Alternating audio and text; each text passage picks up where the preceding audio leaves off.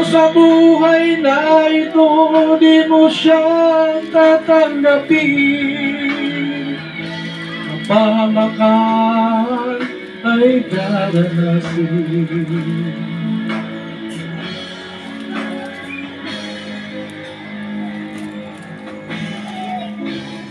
Alaala ng awit na ito,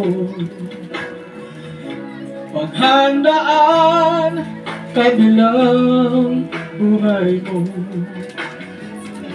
Sa Diyos ang bawat isa ay haharap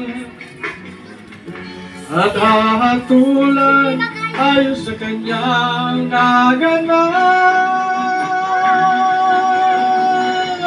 Jesus ang pag-asa ng buhay natin, sa kanya langit ay nakamtin.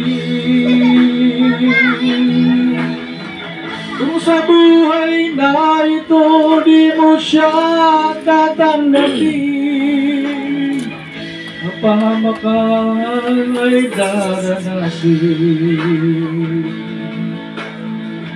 Praise God, hallelujah. Napakabuti po.